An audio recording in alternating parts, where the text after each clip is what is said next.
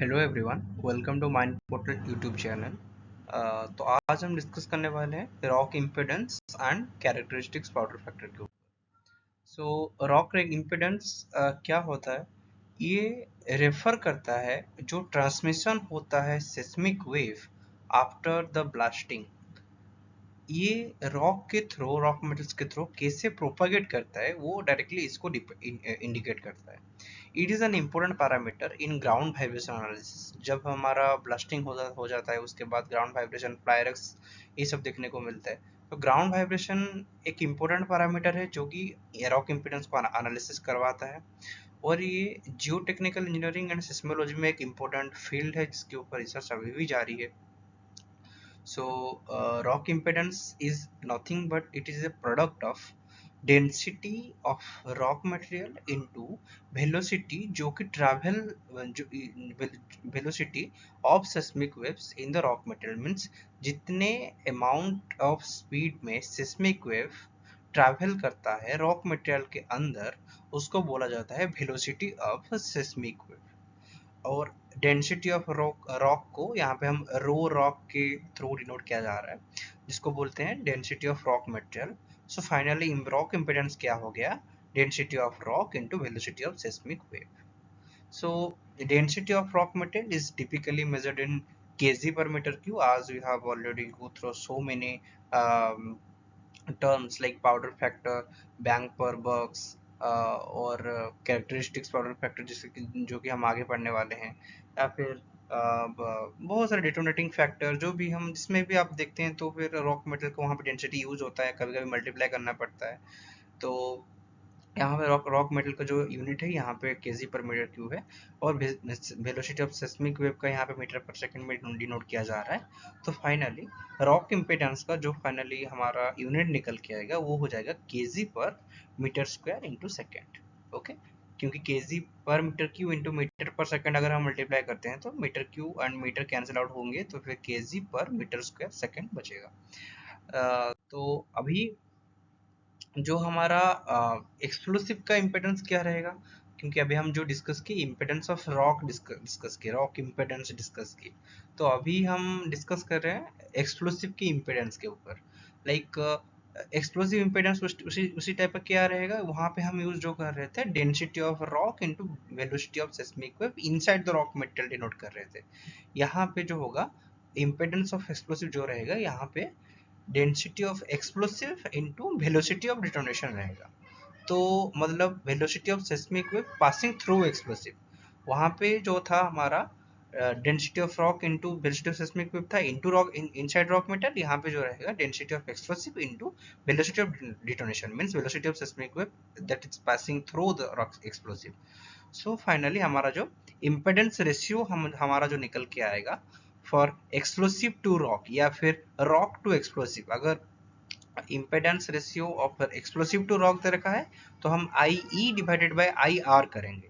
अगर हमारा impedance ratio rock to explosive दिया रखा होगा तो फिर I R divided by I E करेंगे। सो हमारा जो यहाँ पे हम इम्पेडेंस रेशियो को जे ई बाई आर में डिनोट कर रहे हैं। जे ई बाई आर मतलब impedance ratio of explosive to rock. अगर हमारा impedance ratio rock to explosive दिया रहेगा तो जे आर बाई ई, अगर आर बाई ई हुआ होगा तो फिर आई आर अपन आई ई हो जाएगा। तो यहाँ पे जे ई बाई आर यहाँ पे जो अगर ये क्लोज टू वन होता है तो फिर बेटर फ्रेगमेंटेशन दिया मतलब मिलता है हमको।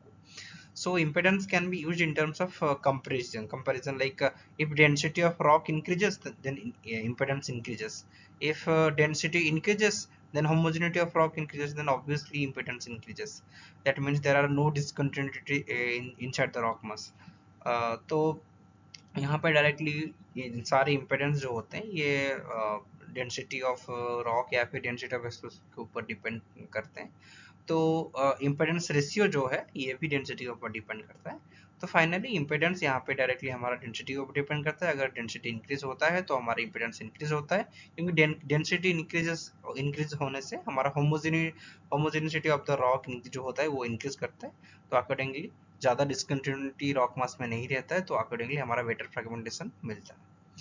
सो अगर हम एक क्वेश्चन डिस्कशन करेंगे इसके ऊपर, तो यहाँ पे गिवन रखा है कि एक्सप्लोसिव का जो स्पेसिफिक ग्रेविटी 1.2 है और उसका ब्लास्टिंग साइड में रॉक डेंसिटी जो है वहाँ यहाँ पे 2.8 टन पर मीटर क्यूब है, और सेस्मिक वेव वेलोसिटी यहाँ पे गिवन दे रखा है 3500 मीटर पर सेकेंड, एंड इम्पेडेंस रेशियो यहाँ पे गिवन दे रखा है 0.5। तो ये पूछ रहा है VOD ऑफ एक्सप्लोसिव, तो velocity of detonation of explosive. जब कभी भी VOD का बात होगा तो वो ऑलवेज एक्सप्लोसिव के लिए ही होगा।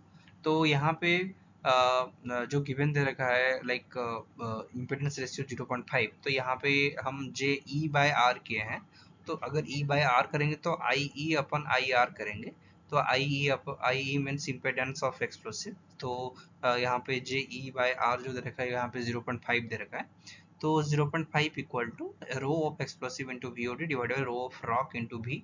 तो यहाँ पे डायरेक्टली हम VOD कैलकुलेट कर सकते हैं। तो 0.5 इंटू डेंसिटी ऑफ रॉक जो है वो 2.8 है, into velocity of seismic wave जो है वो 3500 मीटर पर सेकेंड है, डिवाइडेड बाय अगर 1.2 है, अगर 1.2 कर देते हैं तो हमको मिल जाएगा VOD क्या है। तो VOD यहाँ पे 4083 मीटर पर सेकेंड, और इसको हम लिख सकते हैं कि 4.083 किलोमीटर पर सेकेंड। तो ये हो गया हमारा इम्पीडेंस या फिर रॉक इम्पीडेंस के ऊपर एक क्वेश्चन। अभी हम डिस्कस करेंगे कैरेक्टरिस्टिक्स पाउडर फैक्टर क्या होता है। सो कैरेक्टरिस्टिक्स पाउडर फैक्टर ये सिंपली एक रेशियो होता है रॉक इम्पीडेंस और डिटोनेटिंग प्रेशर ऑफ एक्सप्लोसिव के बीच में, means the pressure generated at the time of blasting. Actually ये characteristic powder factor rock impedance and जो प्रेशर जनरेट होता है, लाइक हम डायरेक्टली बोल सकते हैं कि कैरेक्टरिस्टिक पाउडर फैक्टर और CPF equal to rock impedance divided by detonating pressure. तो डिटोनेटिंग प्रेशर क्या होता है, जो प्रेशर जनरेट होता है eight the time of blasting, उसको हम बोलते हैं डिटोनेटिंग प्रेशर। ये ग्राउंड वाइब्रेशन या फिर सेस्मिक वेव वेलोसिटी ये सबसे अलग होता है। लाइक डिटोनेटिंग प्रेशर को वो ऑब्वियसली डिपेंड करता है, लाइक डिटोनेटिंग प्रेशर जो है वो VOD के ऊपर डिपेंड करता है, क्योंकि ये एक्सप्लोसिव के तरफ बात आ गया, तो फिर इसीलिए डिटोनेटिंग प्रेशर जो है ये एक्चुअली इसका फॉर्मूला है 1.4 into rho of explosive into VOD का स्क्वायर। सो DP जो होता है यहाँ पे हम डिनोट किए हैं डिटोनेटिंग प्रेशर में, rho of explosive means density of explosive, VOD velocity of detonation, और velocity of seismic wave passing through the explosive. तो फाइनली फार्मूला हो गया डिटोनेटिंग प्रेशर का 1/4 रो VOD का स्क्वायर। सिमिलरली जैसे हम ऊपर में ऑलरेडी बोल चुके हैं कि CPF जो होता है वो IR/DP होता है। IR means rock impedance divided by detonating pressure of explosive होता है। तो मतलब यहाँ बहुत सारे जगह पे देखा गया है कि अगर CPF 0.75 से लेस होता है than VOD is less than the required VOD, means यहाँ पे बोल्डर फॉर्मेशन होगा, सेकेंडरी ब्लास्टिंग का शायद जरूरत पड़ सके। सो CPF 0.75 से अगर छोटा हो रहा है तो वहाँ पे बोल्डर फॉर्मेशन का चांसेस है, जो कि रिक्वायर्ड VOD से कम है। और यहाँ पे और एक चीज देखा गया है कि अगर CPF जो है, अगर बहुत सारे ऑन फील्ड मतलब कैलकुलेशंस किया गया और देखा गया कि अगर CPF जो है अगर वो मोर देन 1 है, अगर 1 से ग्रेटर है, तो फिर VOD जो है वो रिक्वायर्ड VOD से ज़्यादा है, मीन्स यहाँ पे ज़्यादा फाइन फॉर्मेशन है, फाइन फॉर्मेशन दिख रहा है, या फिर शटरिंग इफेक्ट्स ज़्यादा दिख रहा है यहाँ पे। तो हमारा जो ऑप्टिमल VOD रेंज है वो एक्चुअली 0.75 से लेके 1 के बीच में रहता है। तो CPF जो आना चाहिए तो वो भी इसके बीच में आना चाहिए। तो मतलब एक CPF का मतलब VOD मतलब एक जो हमारा रिक्वायर्ड VOD है, ऑप्टिमल VOD को अचीव करने के लिए CPF को हमारा 0.75 से 1 के रेंज में आना पड़ेगा। तो CPF should be in between 0.75 to 1। तो अगर यहाँ पे हम कैलकुलेट करते हैं CPF, it is possible to assess how efficiently the explosive energy is utilised to overcome the rock's resistance.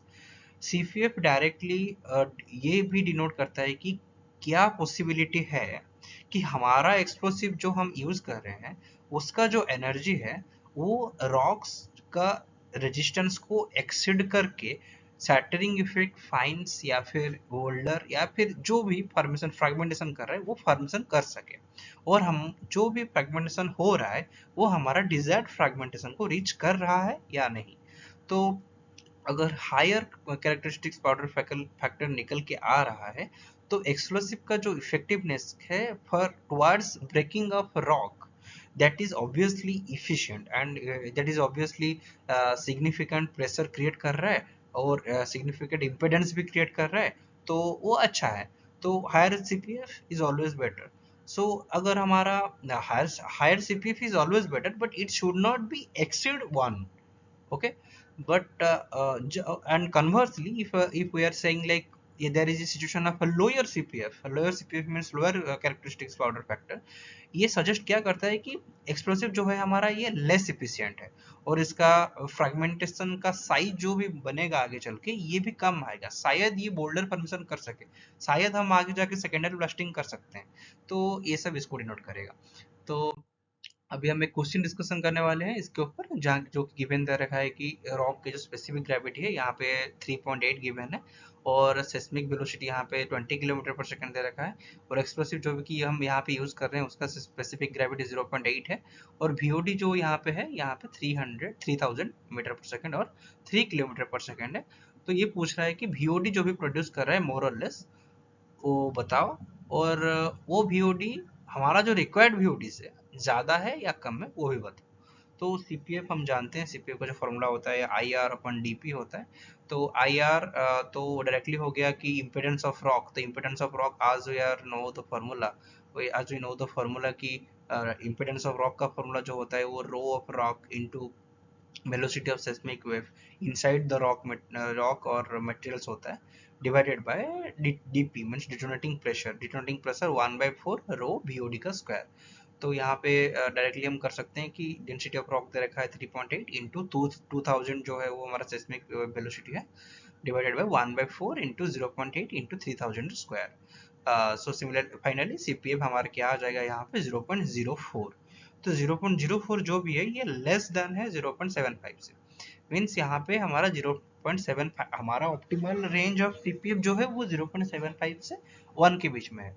तो ये 0.75 से नीचे आ रहा है तो फिर यहाँ पे हमारा रिक्वायर्ड वीओडी से लेस है, तो ये शायद आगे चल के बोल्डर परमिशन कर सकता है। तो so thank you all of for watching this video.